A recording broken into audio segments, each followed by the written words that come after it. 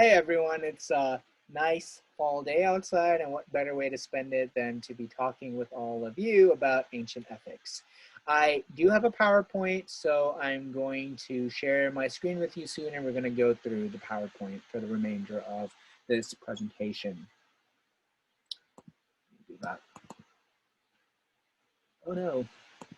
Okay, so my topic is Plato's Cosmic Theory of Value, Timaeus 29e to 31a, and Euthyphro 10a to 11b. Basically, I'm going to be talking about Plato's metaethics, about his account of what value is and how it fits into the universe, into the cosmos. And I'm going to be doing it with reference to parts of the Timaeus, but also parts of a famous dialogue that we haven't read in the class, which is the Euthyphro. Now, before starting, I wanted to give a two-parted disclaimer. And the first part of my disclaimer is that I am not a historian of philosophy, let alone an expert in Plato. So a lot of what I say is going to come off as maybe a bit naive and a bit misguided. And that's really just because I'm trying to wrap my head around Plato and the sort of historical interpretive work that I am being called to do in this seminar. And so I'm working this out in the same way that all of you are going to be working this out. So there's going to be some errors and some naiveties, and I do want to flag that right now and apologize for it. The other part of my disclaimer is that I'm going to be approaching Plato in the way that an analytic philosopher would. So basically, I'm going to be looking at Plato's arguments. I'm going to be looking at what makes them more or less plausible, what would clarify the concepts that Plato is deploying, that sort of thing. And I'm not going to be looking at the social, historical, political context in which the dialogue was produced. And I recognize that an approach like this to Plato is really anachronistic. That it's really like I'm just walking past all the rich context that really makes all the difference to figuring out what Plato is actually trying to say. And so I do want to apologize for that, especially to the classicists who are probably going to be like, what are you doing? You're not looking at any of the context. You're just jumping in at bits and pieces of an argument. And I do want to apologize to the classicists for that. If you do have a problem with it, don't come at me. Come at analytic philosophers who approach the history of philosophy in this way. So anyhow, let me get started now. Okay, so my presentation has four main goals. The first one, and I think the most important goal, is to better acquaint all of you and myself to the details of Plato's account of value as he discusses it in the Timaeus and in his famous The Euthyphro.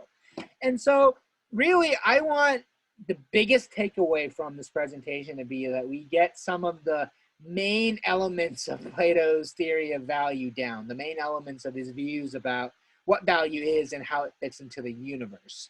So that's the first and the main goal. The second goal of this presentation is a lot more specific, and what it's going to be an argument. And what I'm going to argue is that in the Euthyphro, there are gaps in Plato's argument, something that needs to be supplemented with more details, with more of a defense. And I'm going to argue that the Timaeus offers that fix. That the Timaeus serves as the supplement to what is missing in the Euthyphro's account of value. And so that's going to be the sort of specific thing that I try to argue for in this presentation. The third thing that I try to argue for in this presentation is, well, it's not really even an argument. It's more that as I discuss Plato's approach to the metaphysics of value, to questions about what value is and how it fits into the universe, I want to draw attention and contrast Plato's approach with common approaches and methodological assumptions in analytic metaethics today. Because I think that this is just something that I'm super interested in, to see how some of the same questions that Plato was interested in that are still being discussed today, how do we approach them? And how did Plato approach those questions? To sort of compare and contrast the methodological assumptions in analytic metaethics versus Plato's metaethics, I think that will be interesting, and I'll try to flag that as I am presenting. And the last goal of the presentation is going to be really for us to just marvel and to sort of admire how Plato's philosophy is interconnected, how it's like his theory of value requires his philosophy of language. It requires his metaphysics and his cosmology. It requires his theory of mind and his epistemology.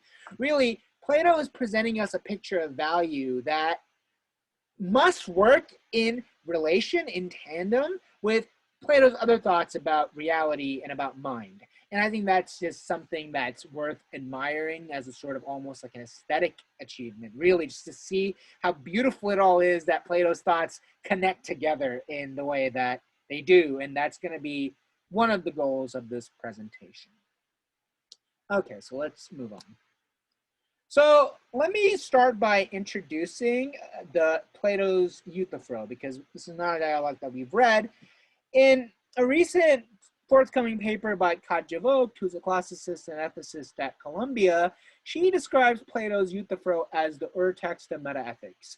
This is to say that Western metaethics, the sort of history in Western philosophy of addressing questions about the nature of value, really, it starts with Plato's Euthyphro, that Plato raised a really important set of contributions and questions that are still with us today.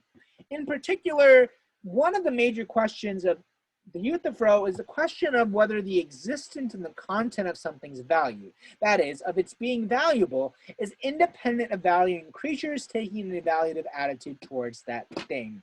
That's a bit of a mouthful, and let me sort of clarify what that means. So basically, the question that's being raised in Plato's Euthyphro is the question of whether or not value, the existence of value, what value involves, the sort of content of claims about value, whether all of that depends on some valuing creature who takes some attitude of, like some evaluative attitude like love towards the object that is supposed to be valuable, right? So if you take an example like friendship, is friendship valuable because some valuing creature values friendship, or does some valuing creature value friendship because friendship is valuable? This is basically the sort of question that's raised in Plato's Euthyphro, and it's a question that I'm still deeply interested in today. And many other meta-ethicists are interested in that question as well. And it's sort of one of the main agenda items, I think.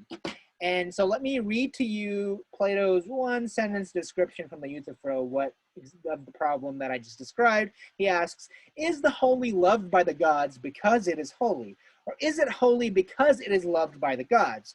The question basically is, are things holy because the gods love them, or do gods love holy things because they're holy? And obviously this is a sort of religious way of phrasing the question, because we're dealing with the holy, we're dealing with the gods, the valuing creature, the creature who's taking an evaluative attitude towards an object. In Plato's text are the gods. But here's how Sharon Street, one of the leading meta-ethicists today, puts the problem in a recent paper, well, recent enough paper, a paper that was published 10 years ago.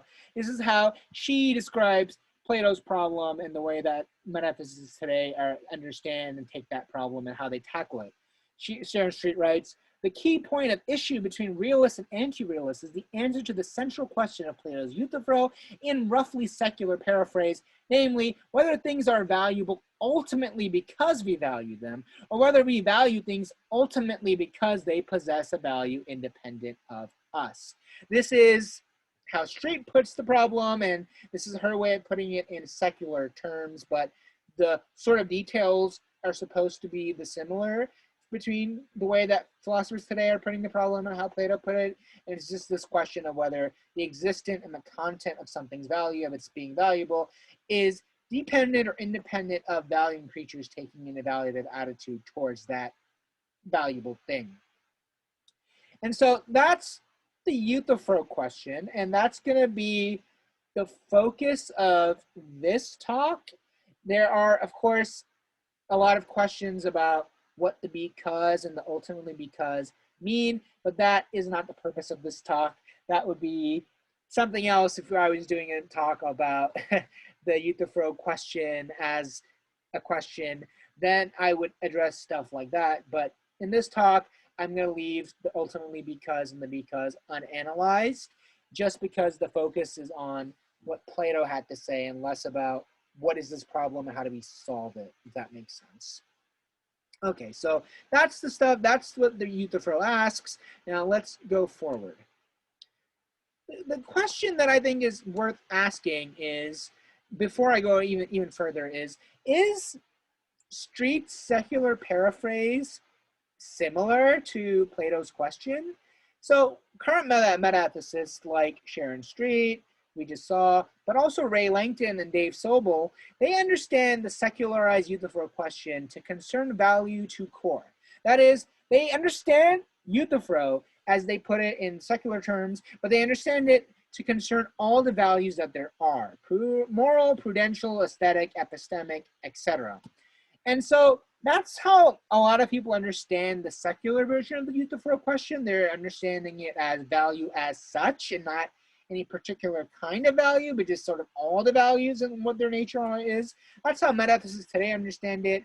And Plato commentators like Matt Evans also follow suit because they understand Plato's Socrates as asking about all the values that there are, value to court, value as such. And so basically, philosophers today, whether they're commenting on Plato or whether they're just dealing with the question in a more secular setting, the Euthyphro question in a more secular setting, they take the question to be concerning value as such. But I wanted to point out as a quick aside that this assumption is a bit questionable. If we go back, remember, Plato is asking about the holy. Is the holy loved by the gods because it is holy, or is it holy because it is loved by the gods? And strictly speaking, the holy is not necessarily value as such, or all the values that there are. And Vogt actually points out that this running assumption that Plato is dealing with all the values that there are, and the assumption that metaethicists today have, which is that the Euthyphro question concerns all the values that there are, this question may not totally be, this sort of interpretation may not really map onto what Plato's doing in the actual text, because Plato specifically talks about the holy and his cognates like the pious and the sacred.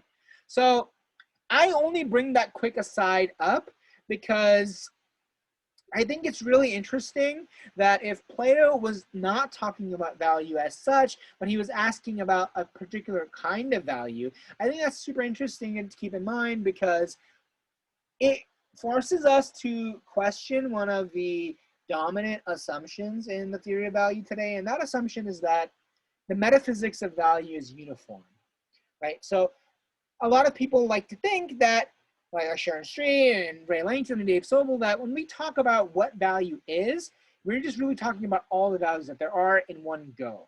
So if we were to say that value just is something that exists because creatures like us value things, like our valuing things creates the value, in other words, then they would assume that that talks about all the values that there are. But if Plato was talking about a specific variety of value and not all the values that there are, it leaves open the possibility that the metaphysics of value is different for each value. So the metaphysics of moral value might be different from the metaphysics of epistemic value or something like that, which is sort of in contrast to the dominant assumption today, which is that once you figure out the nature of any kind of value, you figure out sort of the nature of all the values that there are. And this is a point that is due to Vogt, actually. So Vogt says that Plato leaves us the possibility that the metaphysics of each value might be different, and that best is a contrast with how metaethicists today approach the theory of value. So this is just a quick aside that I wanted to give because I thought that it's really interesting as a metaethicist who works on the theory of value today, just to keep this possibility in mind that the metaphysics of each value might be different and that this might even have some resonance in the Euthyphro. But anyhow, let's go forward with the Euthyphro question and interpretive questions about it. Okay, so Plato answers the Euthyphro question you remember, which we're phrasing as, are things holy because the gods love them, or do the gods love holy things because they're holy, or are things valuable because the gods value them, or do gods value valuable things because they're valuable? And Plato's answer to that is basically that the gods value things ultimately because they're valuable, that the gods love the holy because it is holy. And that's Plato's answer in the Euthyphro, and I wanted to point out that his defense of this view is really radical, especially to a lot of philosophers today who are naturalists of some kind, who think that the fundamental structure of the universe is something that can be explicated in terms of our best empirical scientific theories or something like that. So Plato's approach is really radical. Plato's sort of like approach to the view that things are valuable because the gods value them, or things are holy because the gods love them. Oh, sorry, I got that backwards. Plato's approach is radical, like his sort of defense of the thought that the gods love holy things because they're holy, that things are, like the gods value things because they're valuable. His approach to defending that is super radical, and here's why. With the assumption that Plato is dealing with all values, Matt Evans tells us that Plato's theory of value is extremely radical because Socrates thinks that the gods love the holy because it is holy. The gods think that things ultimately have their value independent of someone valuing them, because this is something about, it sort of like falls out of the metaphysical order of the universe. Basically, the thought, and I'm not putting this in the best way, the thought is that Plato has a valuer independent view of value, as sort of like things are valuable independent of the gods loving them, independent of the gods valuing them, because Plato thinks that value, goodness, is at the very foundation of both the metaphysical order and the physical universe. The thought basically is that value comes first in the very construction of the universe, that the nature of reality has value in it. Like, it's sort of like the goodness is baked into the world. So this is deeply offensive to naturalists who want to say that we can totally evaluate the world in non-normative terms, in sort of like not in with reference to some sort of value being inherent in the universe. And so Plato defends the thought that things are ultimately valuable independent of anyone valuing them, that the gods love the holy, that the gods love the valuable because they're holy, because they're valuable, and that sort of is supposed to fall out of his metaphysics, of his view that value is built into the very foundation of the metaphysical order and of the physical universe. And this is a super bold defense of the valuer independent story about value, because even the most bold views out there today, like David Enoch's view, would not say that the very nature of reality has value built into it, sort of like, you know, at the level of physics, like at the level of just like the value is constructed into the universe, and that's really the basic building block of our world. Even David Enoch wouldn't want to say that.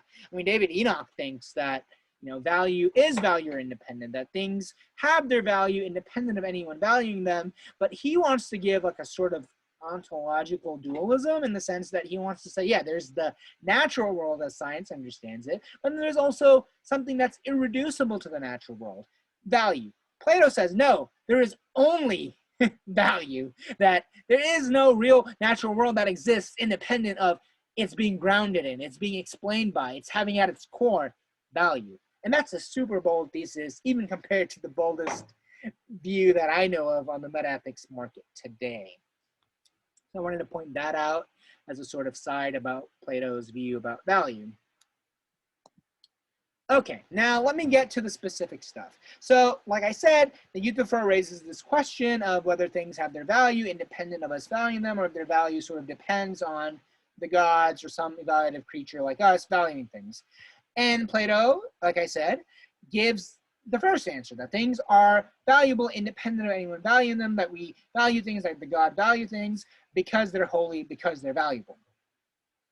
Now, there are two missing steps in the dialectic in the Euthyphro, sort of like two missing steps in the sense that Plato doesn't say two different things that would back up his thought about the value or independence of value.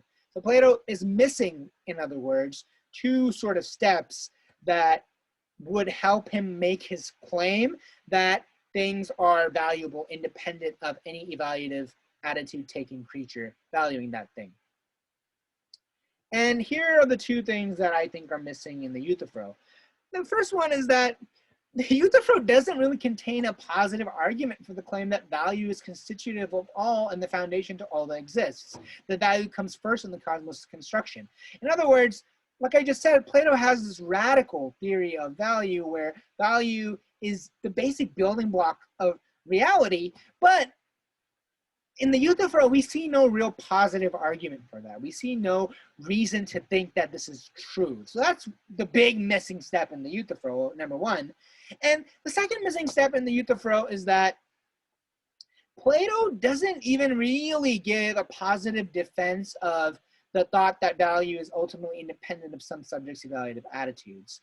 I'm drawing the wedge a little bit thin here because, like I said earlier, if value comes first in the construction of reality, it's sort of almost like it just falls out of that value is independent of some subject's evaluative attitudes. But I want to like distinguish the claim about value independence from the claim about the construction of the cosmos, just because I think that it is possible dialectically to have a value first view of reality, but to also not think that value is independent of some subject's evaluative attitudes. So for example, you could say that some God created the universe and the God's giving value to the valuing that universe gives value to that universe. Like the God's valuing the universe creates that universe's basic building blocks, which are supposed to be value. This is a logical possibility. It's a sort of weird possibility, but it's a logical possibility. So I do want to separate the thought that value comes first in the construction of the cosmos from the thought that Plato doesn't give a totally plausible defense of the view that value is ultimately independent of some subject's evaluative attitude. So these are the two missing steps. Plato doesn't really defend his cosmology in the Euthyphro. Plato doesn't really tell us why it is that out of this cosmology we get this view that things are valuable independent of anyone's or any subjects, whether it's the gods or the God or us valuing that thing. Plato doesn't really tell us that in the Euthyphro. I do want to point out that the closest that Plato gets in the Euthyphro to defending this second claim, the claim that things are valuable independent of some subjects' evaluative attitudes, the closest that Plato gets is a sort of inference to the back explanation of Socratic intellectualism about modes of valuing. And that's basically a way of saying that Plato in the Euthyphro seems to have this view on, and Matt Evans points this out, that evaluative attitudes, like loving something or valuing something, they're truth conditions. What makes them correct is the extent to which they represent a reality that's out there, in some sense of out there. So like sort of our evaluative attitudes are governed by norms of correctness, and what makes them correct is the fact that they represent some independent reality. And that's the closest that Plato gets to a defense, because if evaluative attitudes are supposed to represent value, and that's the intellectualist thesis, that they have cognitive content and that content is representational, if that's the case, then what would make intellectualism true, what would sort of like provide the truth conditions if there is a value or independent reality. So that's the closest that Plato gets, but of course, Plato doesn't defend intellectualism in the dialogue. He doesn't tell us that the actual truth conditions of evaluative attitudes, the sort of thing that would make them correct, actually exists. And so really the Euthyphro doesn't have a positive defense for the claim that value is constitutive of all that exists, and also the claim that supposed to fall out of that, which is that value is ultimately independent of some subject's evaluative attitudes. Okay, I know that's a lot. I hope it makes sense. So let me go forward now after having noticed that there's two missing steps in the Euthyphro. Okay, what we need to supplement Plato's arguments. So I just pointed out two big things that were missing in the Euthyphro. Now the question is, what exactly would add force to them? Like, what would supplement them? What would add the stuff that we're missing from those two claims that I said were unsubstantiated? So the first is obviously we need a metaphysics and a cosmology that puts value as such at the foundation of the universe. A satisfactory story here would explain what Plato thinks it means for value to be constituted of the world. And furthermore, we would also want a story about emanation, about how it is that the goodness he sends to the cosmos grounds particular values, like the holy. So what I'm saying here is that in order for Plato to defend and to supplement the thought that value is constitutive of and the foundation to all that exists, that value comes first in the cosmos' construction, what Plato would need to do is to give us a cosmology that puts value first. What is this cosmology like? And more than that, Plato also needs a story about emanation. How is it that the value that's coming first in the construction of reality somehow emanates all the particular valuable things? And this, by the way, is one way to reconcile Katja Vogt and Matt Evans' disagreement about whether Plato is talking about value to core. I say that it's one way to reconcile their disagreement because remember, Vogt thinks that Plato is concerned with particular kinds of value, and Evans thinks that Plato's concerned with value as such. And I'm saying that, look, if you get a cosmology that puts value first, and you also have a story about how particular valuable things emanate and sort of are grounded by and explained by the value that comes first, then we bridge the two readings. Because even if Katja Vogt is right that Plato's only concerned with a particular kind of value in the Euthyphro, it would also be true that Plato is concerned with that, but also concerned with value as such, because the particular valuable things are grounded in value as such, the sort of essential value that's essential to and constitutive of the universe. So that's the first thing that we need to supplement the argument over here. The second thing is we need a moral psychology and a theory of mind that defends the objective regulation and evaluative attitudes. And so we need basically a view that says that intellectualism about our attitudes is true, and intellectualism is, again, the view that the evaluative attitudes that we have, they have cognitive and representational content. They are sort of like world guided in the sense that what would make them true is if they correspond to the way the world is. And so we need an account defending the fact that our evaluative attitudes are like that, but we also need an account of the truth conditions, right? So we can't just say that our attitudes try to represent the world. We have to say that also there are truth conditions here, that the world actually answers in the sense that, you know, our attitudes can actually be true or false, because it's totally possible without an account of truth conditions to be some sort of error theorist, basically to be somebody who thinks that evaluative attitudes do represent the world as it is, but also there's nothing in the world that would correspond to those attitudes, so those attitudes are systematically false. So to avoid that, we need both the intellectualism, the view that there is cognitive content to our evaluative attitudes, but also we need an account of the truth conditions. It's sort of like there are things in the world that actually do correspond and make true our evaluative attitudes. And so basically what I'm saying is that Plato would need an account something like this. Loving X as an instance of F is correct if and only if X is an instance of F. Something like basically loving friendship as an instance of goodness is correct if and only if friendship is an instance of goodness, an instance of goodness. I know I'm going really fast right now, but I hope a lot of that makes sense. It's sort of like I'm trying to make sense of it as I'm talking, so I apologize if it's coming off as unclear. Okay, moving on. So these are the two things that, basically two main things that we need to supplement the argument in the Euthyphro. And what I'm going to argue basically is that the Timaeus, specifically 29e to 31a, basically provides the two things that we need. That it provides the metaphysics of value, the story about emanation of all particular good things being grounded in the value that's constituted of the universe. And it also provides the moral psychology, the intellectualism, and the truth conditions for evaluative attitudes. So the stuff that was missing from the Euthyphro, that we would have wanted more from the Euthyphro, I'm suggesting that Timaeus 29e to 31a provides that. Okay, so how does it do it? So the first step, I think, towards proving one with the SAR, towards proving the fact that there is this metaphysics with value coming first, is Plato's thought that our cosmos is crafted by a good maker, by a good creator, who made life, the universe, and everything as good as he could make it. So the creator made the cosmos, and then the creator infused the cosmos with goodness because the creator's goal was to make the cosmos as good as possible. So here's two relevant quotes from the Timaeus. He was good, the creator was good, and one who is good can never become jealous of anything.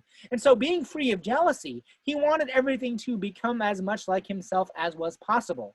Second quote from 30b in Timaeus, he, the creator, constructed the universe. He wanted to produce a piece of work that would be excellent and supreme as its nature would allow. This then, in keeping with our likely account, is how we must say divine providence brought our world into being. So you do have the story of creation here, where the creator is literally baking goodness into the world as part of his creative process. I should say its creative process. I don't know why I keep gendering the creator as he. That's probably my Abrahamic background, because in Abrahamic traditions, God is often referred to as a he. So I apologize if I accidentally lapse back into my Abrahamic background.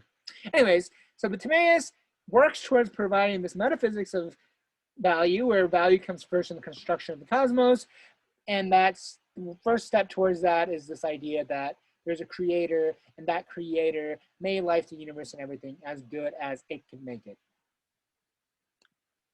Okay, but that's not enough to prove that there is value that's built into the universe and that particular valuable things sort of emanate from it. And so we need two more steps, and I think Timaeus does provide that. So those two steps are, so the maker made the universe as good as it could, and the maker modeled that goodness of our cosmos after an immutable, eternal conception of goodness. So when the creator was building value into the universe, it wasn't the creators taking an evaluative attitude that somehow constructed the goodness as such, the goodness that's built into the universe. It's more that the goodness that the creator built into the universe was modeled after a more eternal goodness.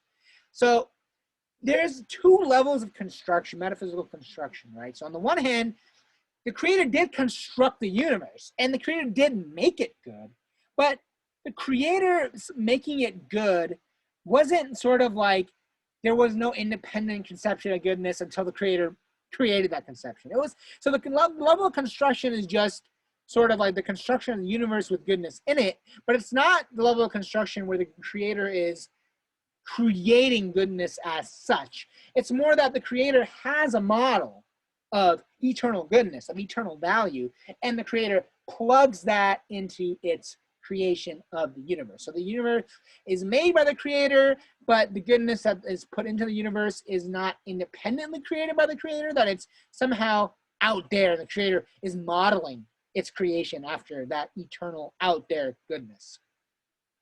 So that's one thing that Plato says in the Timaeus. Another thing he says in the Timaeus is that all that is good tightly depends on the eternal good, since everything is a part of it.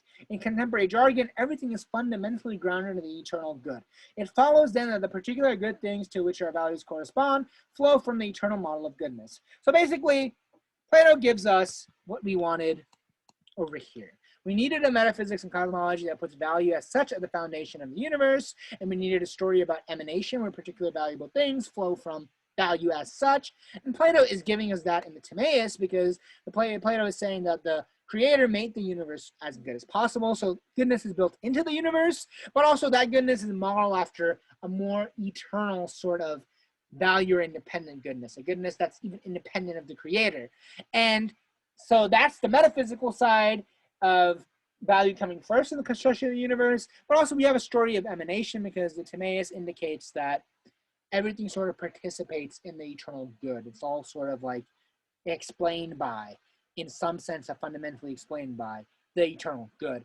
And here's a quote from the Timaeus that led me to think that these two steps are being made. So Timaeus says, let us lay it down that the universe resembles most closely than anything else that living thing of which all other living things are a part, both individually and by kinds.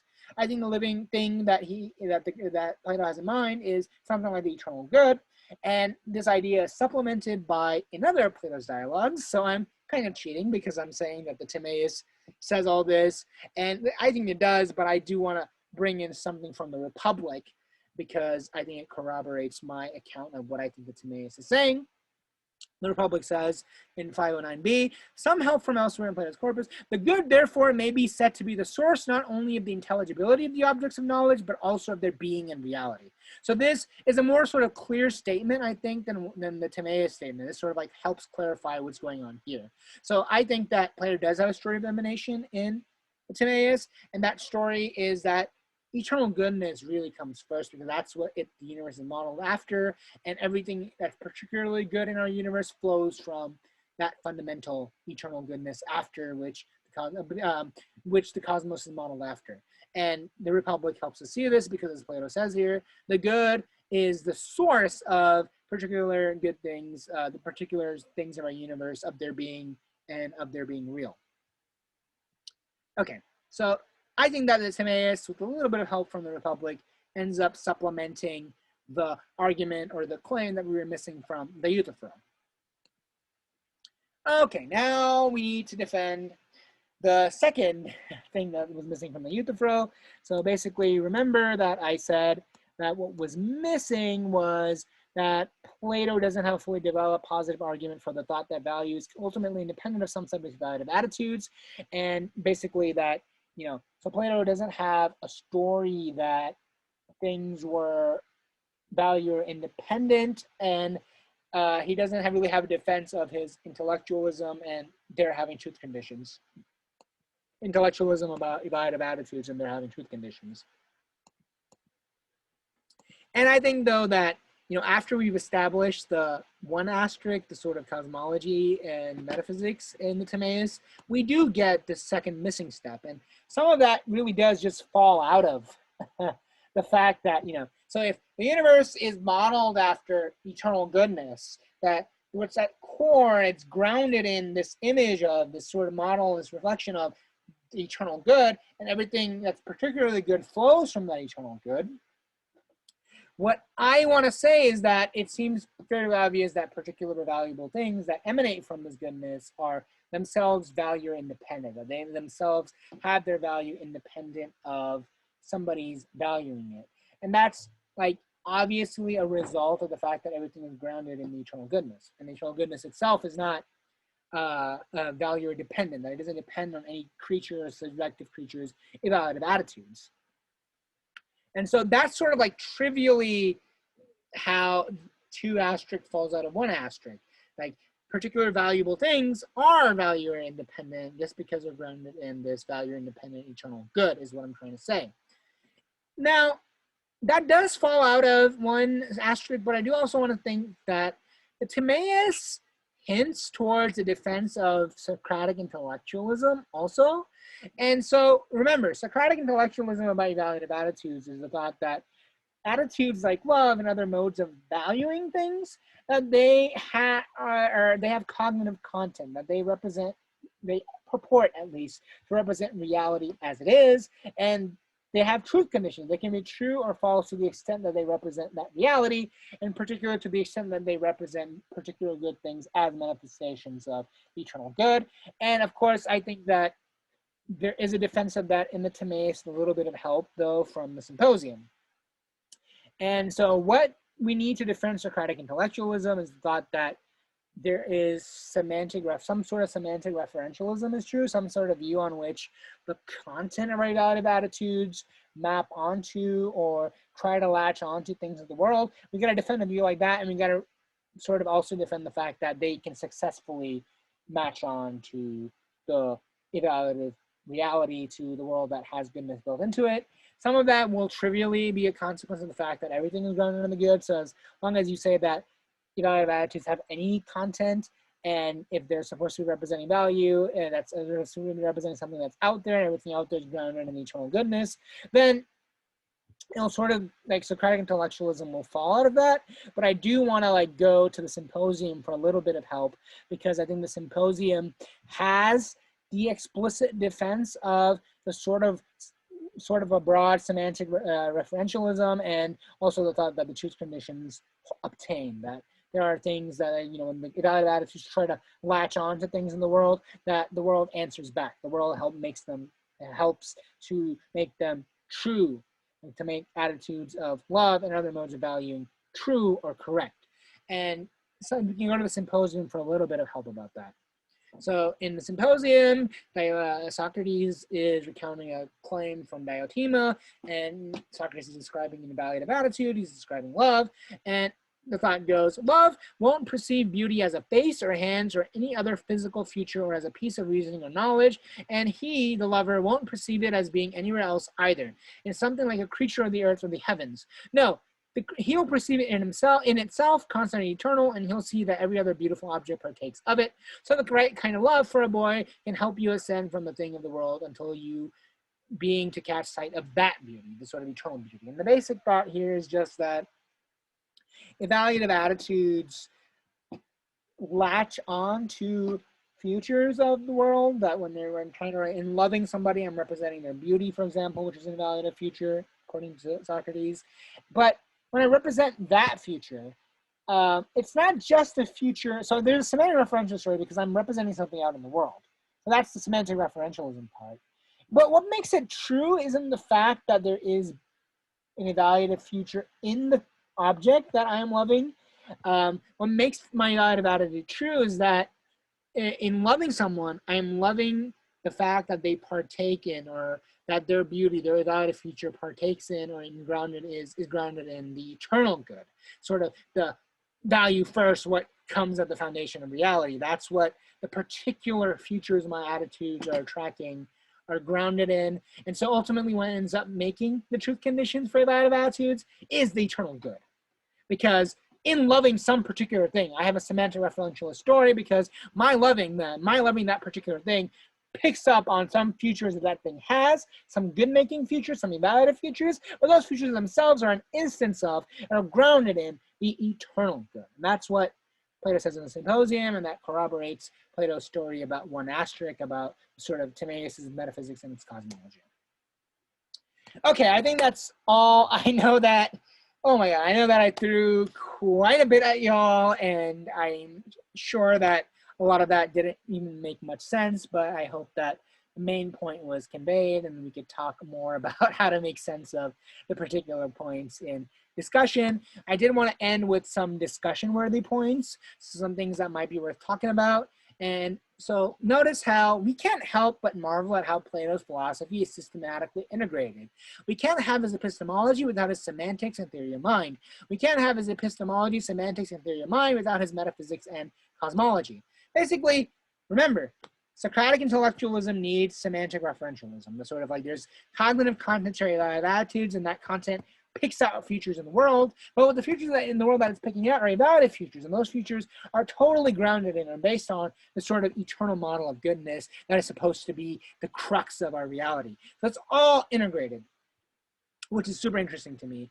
And also, for more particularly for my purposes, Plato's theory of value, his thought that value comes first in reality, that the cosmos is constructed on value, and that value, particular valuable things, and that value itself is value independent, that their having value is independent of any god or any human being valuing that thing, that it's instead grounded in some eternal model of goodness, is based off of, sort of reflects that model.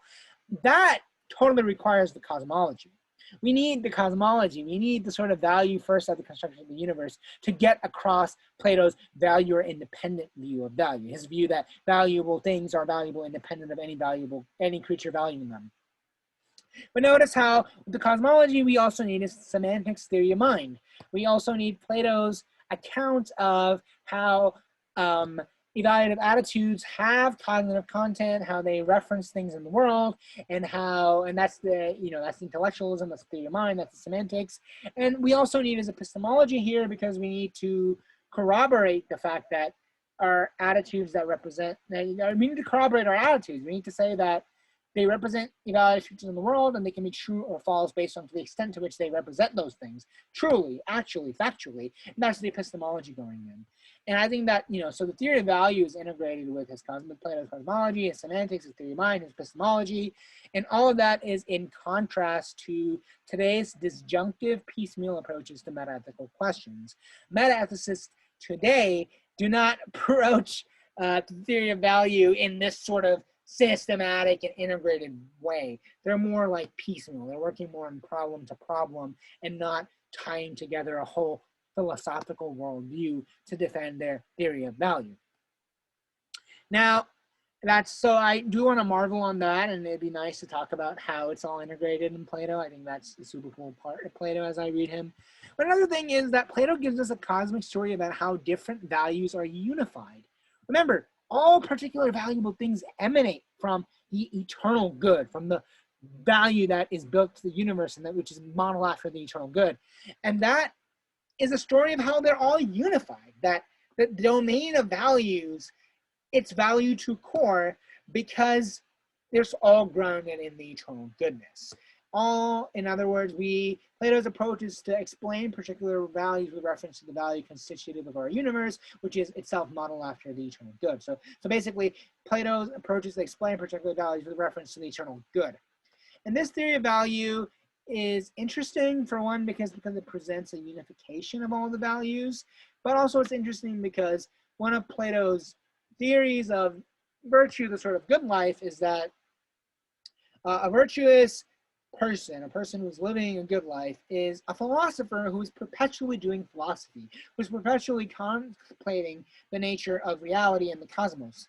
People have thought this is totally impractical. Martha Nussbaum thought this in Parts of Fragility of Goodness, for example. This is a totally impractical view, sort of turning away from reality. But notice that if value is unified, it might make sense why Plato has this contemplative view of the good life, a view of the good life where you're basically a sage reflecting on reality, because values are all integrated. And they're all integrated to the extent that they're explained by this fundamental goodness. And so does that make sense of why Plato thinks that we can just skip the particular values and just go straight to contemplating the reality, which is contemplating eternal good? But I explain why Plato does that, because if all values are explained by this one eternal good, then it might make sense to say that the good life is just focusing and thinking about that good. I know that that doesn't make a lot of sense, so I'm not asserting that. I am sort of suggesting it as a possibility, as a question to be asked. But basically my point is in that because Plato has a unified perception of value, it follows that the good life is that of a philosopher contemplating the base, the sort of eternal goodness on which from which all other values are unified. It's more that, does the unification of values support Plato's contemplative theory of the good life? Open question. We might be able to discuss that. Another thing we can discuss is whether or not Plato's cosmic theory of value helps shed light and provide perspective on the secularized Euthyphro debate being fought in philosophy journals as we speak. So remember, we saw a secular version of the Euthyphro problem, and now we've seen what I think is Plato's actual version. So it might be interesting to think about how Plato's actual approach to the Euthyphro question and answering the Euthyphro question, whether that offers any perspective on current debates and ways of formulating the Euthyphro question. I know that's a sort of like big point, but I think I'm really interested in talking about that. So, okay, that is my presentation.